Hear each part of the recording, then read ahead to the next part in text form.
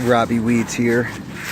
It's early September, September 8th. Wanted to show you some grub damage, very light grub damage. You can see where there's some dead patches and some torn up grass from where a groundhog or a bird or a crow was looking for grubs. But as you can see, it's not terrible. Definitely some grub damage, but this is where you have to start thinking about thresholds. How many grubs do you need to warrant treatment? And over here I pulled up a small area. It's maybe half a square foot, so there's 2 grubs here. These are Japanese beetle larvae.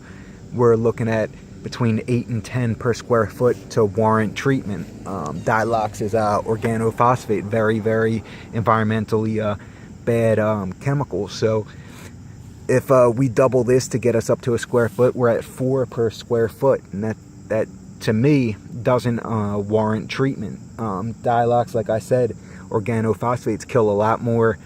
They kill earthworms, they kill a whole bunch of other stuff. They're toxic to birds, a whole bunch of stuff. So you need to think about if people can take a little, because you can't get perfection anyway. So if they can understand that and accept a little less than perfection, you can reduce the amount of pesticides you use greatly. Instead of going and spraying for a couple dandelions, if they can deal with just a little clover, a little dandelions, you're reducing the 2,4-D, which is one of the most toxic herbicides we're using. The LD50 number is one of the strongest that we do use. And here where there's a little bit of grub damage, merit was used here. There's probably breakthrough because it does get wet right here. It probably either grew out or washed out.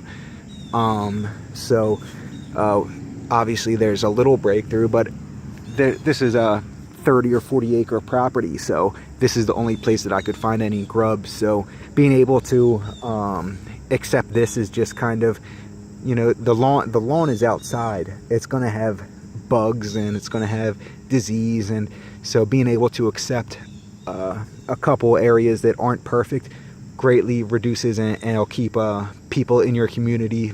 It just so happens this is a HOA, so a lot of people live here and they all have different opinions on insecticides and pesticides in general. So being able to accept this keeps people that are a little wary of pesticides happy. Killing this amount of grubs really doesn't do any good.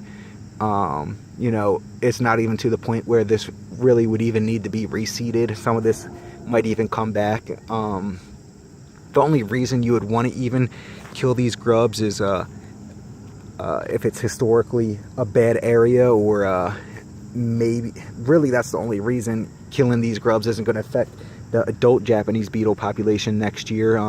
These are just going to overwinter, and it's not even like this is a huge population here to really even worry. So to me, there's no reason to do this. But this is definitely something that I get asked all the time, that somebody goes out, scratches their front lawn where they see a couple dead patches, they find 1 or 2 grubs, and I'm out there using very, very dangerous chemicals to kill grubs where the treatment isn't even warranted. So you got to think of the thresholds for every pest that you're spraying, whether it's a weed, disease, or insect. So yeah, this is just one example of, yes, there's grubs here, yes, there's damage, but no, I'm not gonna do anything about this. So Robbie weeds out.